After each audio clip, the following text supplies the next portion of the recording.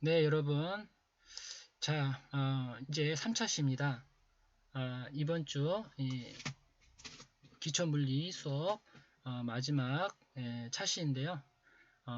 잠깐 집중해서 수업을 받고 자, 이번 주말도 잘 보내도록 하십시다. 자, 몸이 조금 나른한가요? 좀 몸도 좀 움직여 보도록 하세요. 자, 오른쪽, 왼쪽 몸을 좀 비틀어 보고 머리도 이렇게 좌우로 이렇게 돌려보고 자, 피곤을 조금 풀고 잠깐만 또 집중해서 수업을 하도록 하겠습니다. 자, 앞서 시간에 우리 이제 그 충돌 문제에서 마무리가 되었는데요. 자, 이번 시간은 시간을 잘 맞춰서 또 끝내보도록 하죠. 교수님이 강의를 하다 보니까 그 내용을 설명할 때 또 시간을 조금 놓칠 수가 있는데 자, 여러분들의 양해를 바랍니다. 자, 이번 시간은 잘 맞춰서 끝내보도록 하십시다. 자, 충돌 문제였는데 1차원 충돌, 아주 단순한 충돌이죠. 1차원적인 충돌을 살펴보려고 합니다. 자, 앞서서 여러분들에게 얘기했지만 자, 우리가 운동량이나 충격량이라는 말에는 좀 익숙하지 않을 수 있지만 이 충돌이란 말은 좀 많이 들어보는 단어이죠. 그렇습니다. 자, 우리 운동량이란 말 이제 뭐 우리가 사실은 전문적으로 이제 쓰이는 말들인데 뭐 예를 들면 우리가 헬스장을 간다든가 아니면 여러분들 뭐 다이어트 할 때 뭐 이런 운동량 뭐 이런 뭐 체지방 감소를 위해 뭐 이런 그 표현들이 쓰이기도 합니다. 여하튼 뭐 이렇게 운동량, 충격량이 물리량으로 정의된 양들인데 자, 충돌이란 말은 우리가 좀 잘 들어봅니다. 그래서 운동량, 충격량이란 말은 익숙하지 않지만 우리 충돌이라는 이런 표현은 자주 사용하는 말로서 우리가 흔히 들어보는 그런 단어이죠. 자, 이제 충돌인데요. 자, 두 가지 충돌이 있어요. 하나는 탄성적이다, 하나는 비탄성적이다. 자, 이런 충돌이 있다는 것이죠. 자, 먼저 탄성 충돌은 어떤 경우고 비탄성 충돌은 어떤 경우냐에 대해서 그림을 통해서 좀 이해해 보도록 할까요? 자, 먼저 탄성이란 말에 관한 의미가 있고 비탄성이란 말에 관한 의미가 있는데 그림으로 이해하는 것이 더 빠를 것 같아요. 한번 그림을 보겠습니다. 자,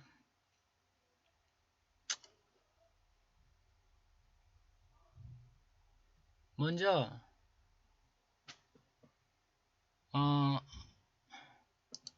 자, 편의상 교수님이 지금 탄성이라는 표현을 먼저 썼는데 자, 교재 순서에 따라서 상관은 없습니다. 순서를 좀 바꿔볼게요. 자, 일단 여러분들은 이제 다 알 테니까 교재 순서에 맞춰서 한번 써보겠습니다. 자, 비탄성 충돌과 탄성 충돌. 자, 이렇게 순서를 바꿔서 써봤습니다. 자, 먼저 비탄성 충돌이란 이런 겁니다. 자, 물체가 부딪혔어요. 이렇게 부딪혔는데 자, 부딪히고 나서 이게 서로 튕겨져 나가지를 않고 이게 같이 한 대 붙어서 움직입니다. 자, 이런 경우는 좀 탄성적이지가 않다라고 합니다. 이렇게 튕겨져 나가고 이래야지 탄성적인데 이렇게 부딪히고 나서 같이 움직이면 이것을 비탄성 충돌이라고 합니다.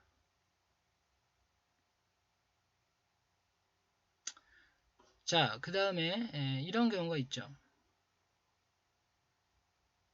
자, 여기 보면 여기 그림에 보면 완전이란 말이 있는데 이것은 뭐 다른 어떤 뭐 비탄성만 고려한 그런 충돌이다. 이런 의미로 이해하면 되겠어요. 자, 이런 경우에는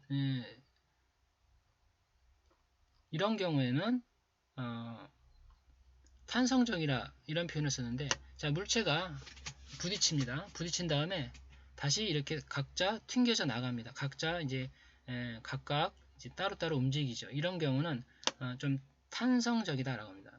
그래서 좀 이렇게 부딪히고 나서 두 개가 좀 탄력적으로 튕겨져 나가면, 자, 이런 경우는 이제 탄성 충돌이다 이렇게 얘기를 한다는 것이죠. 그래서 충돌은 두 가지다. 하나는 탄성적일 수 있고 하나는 비탄성적일 수 있다 라고 생각하면 되겠습니다.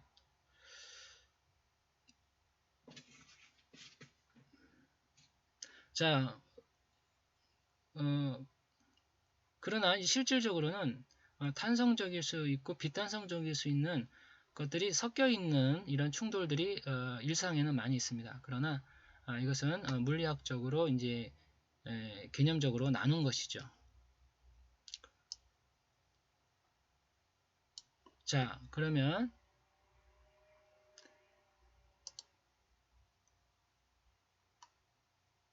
자, 1차원 충돌. 자, 두 가지 충돌에 관해서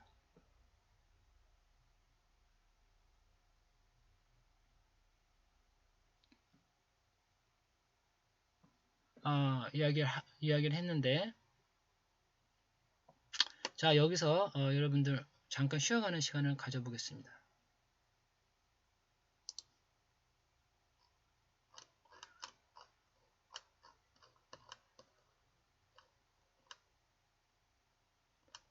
자, 여러분들 앞에서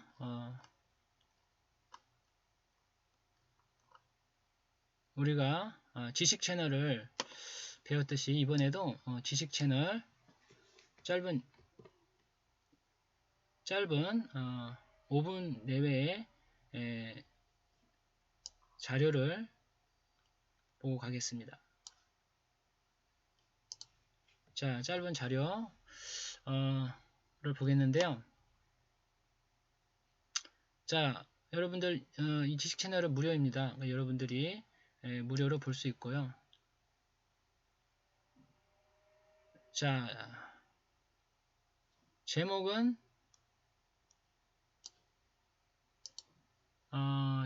무엇이냐?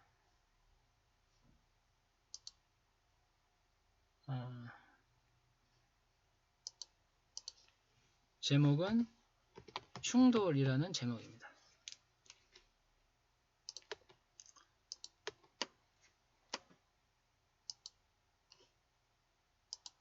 자, 충돌이라는 제목으로 우리 이 충돌이라는 내용을 조금 쉬어가는 시간으로 보도록 하겠습니다.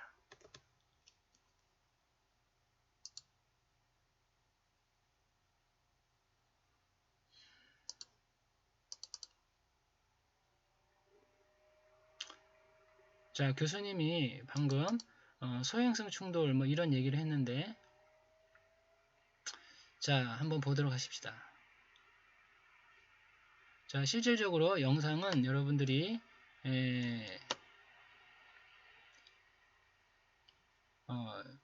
방금 얘기했던 이 지식 채널에서 보면 되고요. 자, 저작권이 있기 때문에 교수님은 이것을 캡처를 해서 중요한 내용을 살펴보려고 합니다.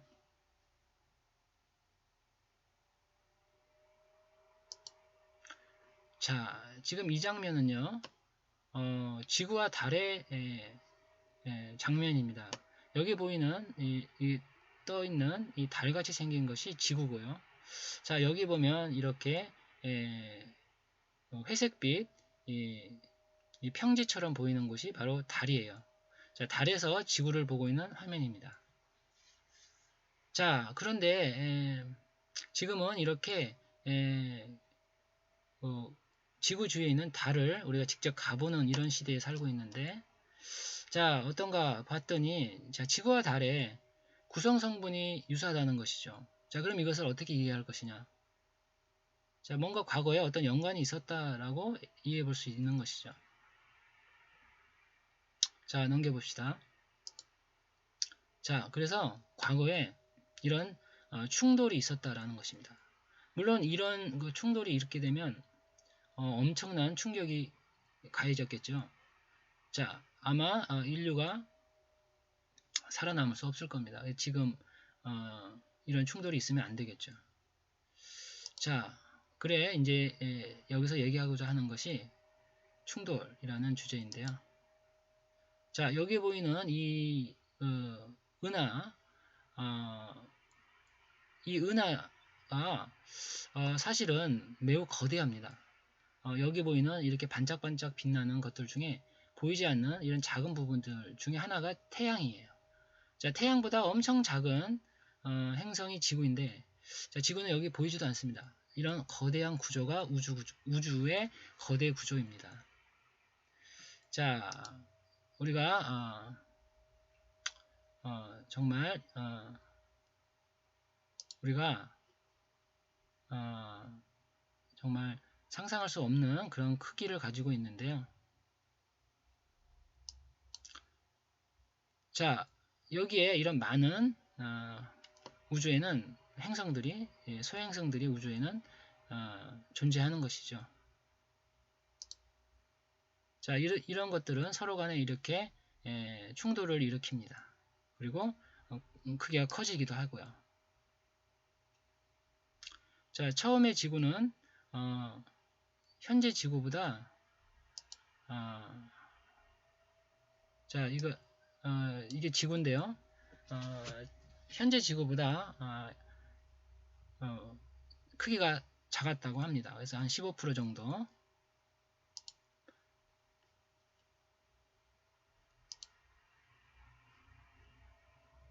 자, 이렇게 지구도 처음에는 이제 크기가 작았는데 충돌이 결국 지금과 같은 지구를 만든 것이죠. 자, 한 천문학자는 이런 얘기를 했다고요. 충돌이 비로소 우주를 만든다라고 이야기를 했다고 합니다. 그만큼 충돌이란 안 좋을 것 같지만 이 충돌이 결국 우리 우주의 역사에서 중요한 역할을 했다는 것이죠. 자, 그래서요, 이 충돌과 관련된 영상인데 어떻습니까? 충돌이라는 것이 꼭 나쁜 것만은 아니죠. 우리가 존재할 수 있는 이유도 이 지구가 있고 우리 달이 지구 주위를 돌고 있는 이유도 이런 충돌이 없으면 지금과 같은 그런 상황이 만들어지지 않았을 것이기 때문이에요. 자, 잠깐 쉬는 시간을 가졌고요. 자, 다시 본론으로 가도록 하겠습니다. 우리 교재로 한번 다시 가서 자, 이제 1차원 충돌 생각해 보겠는데, 자, 비탄성 충돌과 탄성 충돌이 있습니다. 자, 그러면 자, 이 상황에서 자, 우리가 무엇을 생각해 볼 수 있겠느냐?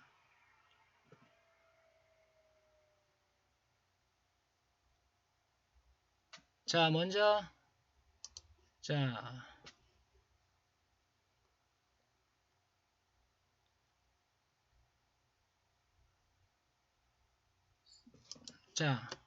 먼저 비탄성 충돌부터 생각해 봅시다. 자, 교재의 순서에 따라서 이제 비탄성 충돌부터 볼 텐데, 자, 그러면 이 충돌 상황을 한번 생각해 보자는 것이죠. 자, 충돌 상황이 충돌하는 상황이 이렇습니다. 자, 처음에는 두 개의 물체가 있다가 자, 이렇게 물체가 붙어서 M 플러스 M2가 돼서 M1 플러스 M2가 돼서 같이 움직이는 경우입니다. 그러면 결국 운동량을 어떻게 쓸 수 있느냐? 자, 이렇게 쓸 수 있다는 것이죠. 자, 이것이 완전 비탄성 충돌인데 결과적으로 중요한 거는 비탄성 충돌이에요. 자, 완전이라는 말은 아주 이상적인 경우이고요. 자, 이런 제한을 두었습니다. 완전한 경우를 생각해보자 이거죠.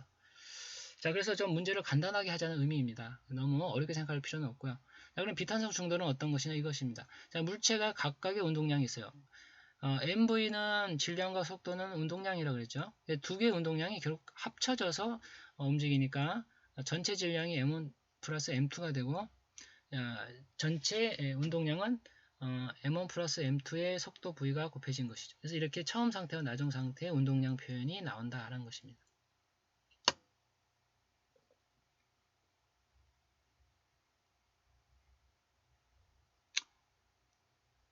자, 이번에는 탄성 충돌을 보겠습니다.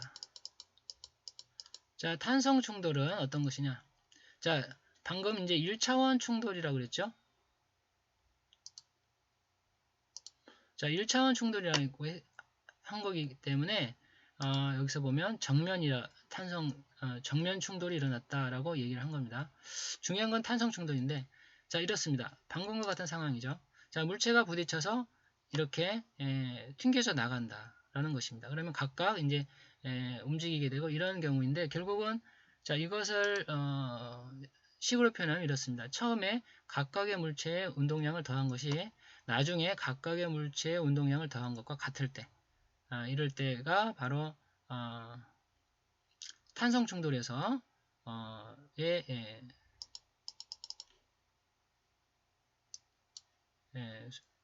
방정식이 되겠죠. 그래서 이것은 운동량이 보존되는 측면에서 수식을 기술한 것이고요. 자, 에너지 측면에서 볼 수도 있습니다. 에너지도 탄성 충돌일 때는 이렇습니다. 처음에 운동 에너지의 총량이 나중에 운동 에너지의 총량과 같다, 이렇게 쓸 수가 있는 것이죠. 이것이 탄성 충돌에서는 성립합니다. 그래서 운동량 보존, 에너지 보존을 다 이제 이야기할 수가 있는 것입니다.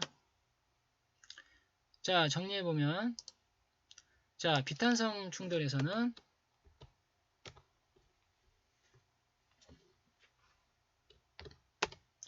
자, 운동량 보존이 됩니다. 즉, 운동량의 처음량과 나중량이 총량이 같다는 것이죠. 자, 이것이 성립하는 것이고요. 그러나 비탄성 충돌은요, 에너지 보존은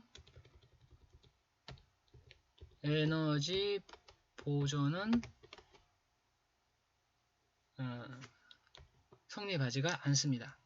즉, 이 비탄성 충돌은 두 개가 이제 부딪혀서 한 물체가 되는 과정에서 에너지가 다른 형태로 바뀌었다는 의미가 되겠죠. 자, 탄성 충돌의 경우는 자,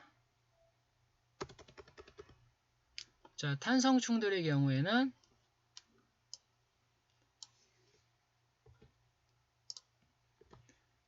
탄성 충돌의 경우에는요.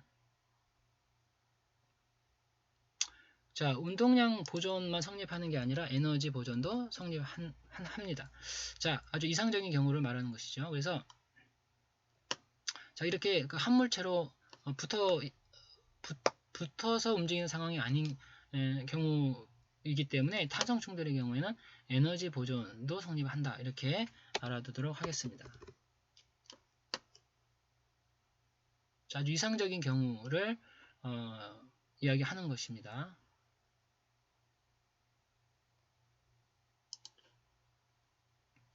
자, 여기서 2분의 1 MV 제곱은 뭐였죠? 그렇습니다. 운동 에너지였죠. 자, 우리 운동 에너지 정의식을 한번 볼까요? 자, 운동 에너지 이렇게 정의했어요. 2분의 1 MV 제곱. 자, 그러면 여기서 위치 에너지는 없느냐? 없죠. 왜냐하면 자, 이렇게 정면 충돌일 경우에는 높낮이 변화가 없죠. 위치의 변화를 고려하지는 않는 것이죠. 자, 위치의 변화는 없다고 보는 것입니다.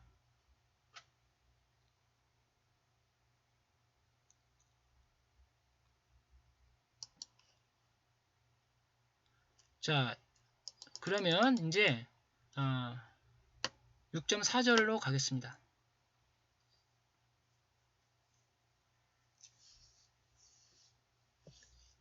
자, 여기서는 스치는 충돌을 보겠는데,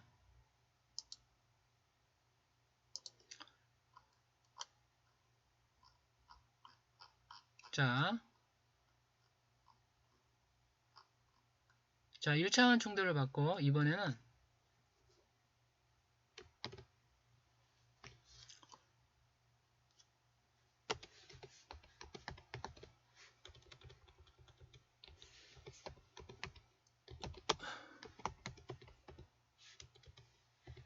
자, 스치는 충돌입니다. 자, 여러분 그 당구공 맞을 때 이렇게 비껴 맞는 경우가 있죠?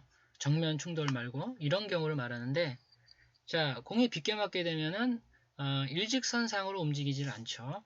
그래서 평면상에서 우리가 움직이게 되는데, 이런 경우를 스치는 충돌이라고 얘기한 겁니다. 그래서 스치는 충돌은 다르게 얘기하면 결국 이 스치는 충돌은 2차원 충돌이라고 할 수 있겠죠.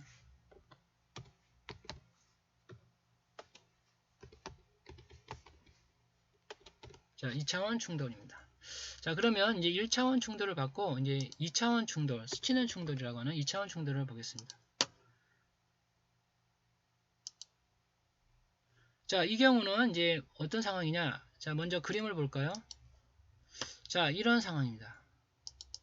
자, 여러분 그 당구공에 부딪힐 때 정면으로 맞을 수도 있지만 이렇게 약간 비껴서 맞게 되는 경우가 많죠. 그러면 충돌 후에 자, 각각의 물체가 이렇게 각도를 가지고 방향을 가지고 움직이겠죠. 자, 그러면 여기에는 움직이는 방향에 대해서 두 개의 좌표로 고려했을 때 두 개의 축이 생깁니다. 하나는 X축, 하나는 Y축.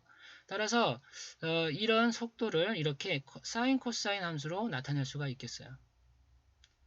자, 그러면 이제 충돌 전과 충돌 후의 상황이 이렇게 변한다는 얘기죠. 자, 여기 가운데 보면 X 좌표, Y 좌표가 있습니다. 자, 그래서 이 스치는 충돌은 바로 이런 2차원 충돌의 상황이다 라고 생각하면 되겠어요. 자, 이렇게 공이 부딪혀서 움직이는 이런 상황입니다. 자, 그러면 우리 이제 생각해 봅시다. 이런 경우는 어떻게 표현할 수 있겠느냐? 자, 이걸 이제 식으로 쓰면 이렇게 됩니다. 자, 두 개의 성분.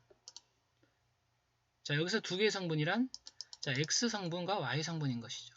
자, X 성분을 보니까 어떻습니까? 먼저 처음 상황인데, 자, 먼저 처음에는 두 개의 물체, 즉 M1과 M2가 있는데 M1이 움직이죠. M2는 멈춰 있습니다. 즉 속도가 없다는 얘기죠. 따라서 자, 처음에는 M1만 운동량이 있는 겁니다. 그러다가 부딪히고 나서는 자, 어떻습니까? M1 물체와 M2 물체가 각각 움직이죠. 자, 여기서 X방향만 고려하자 이거죠. 자, 그러면 X방향은 이 코사인 성분이죠. 따라서 여기 보면 X 성분에는 코사인이 들어가는 운동량이 있습니다. 이걸 더한 것이 총 운동량이죠. 그래서 보존식을 어떻게 표현할 거냐면 이렇게 표현한다 이거죠. 자, 운동량의 처음에 총합, 나중에 총합. 자, 이것이 같다는 것이 보존입니다. 운동량 보존식. 그럼 Y 성분은 어떻게 되냐?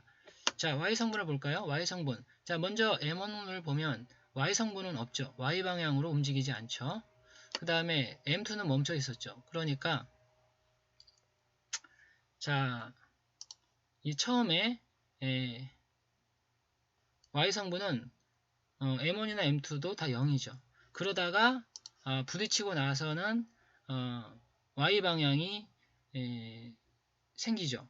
자, M1은 위로 움직이고 M2는 아래로 움직입니다.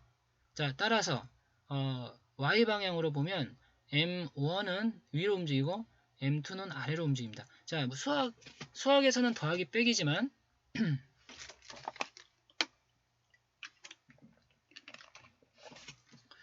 물리학에서는 방향을 표현한다고 했어요. 그래서 자, 이 식을 보면 M1, V1 하나는 사인 세타입니다. 그죠? 하나는 사인 세타 이렇게 기술이 되고요.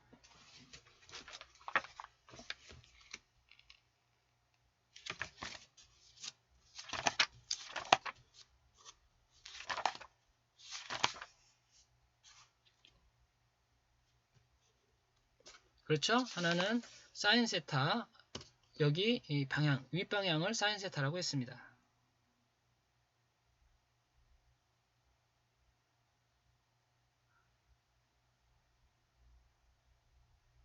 자, 그리고 아랫방향은 사인 파이라고 했어요. 자, 여기 보이죠? 여기 사인 세타, 여기는 사인 파이 이렇게 썼어요. 그래서 자, 여기에는 이런 방향이 다름을 표현을 여기서 우리 교재에서는 이렇게 다르게 나타냈습니다. 자, 그래서 자, 충돌 전의 상황과 충돌 후의 상황을 성분으로 나타내 준 것입니다. 자, 여기까지 오늘 수업을 마치도록 하겠습니다. 자, 수고했고요. 주말 잘 보내고 다음 주에 보겠습니다.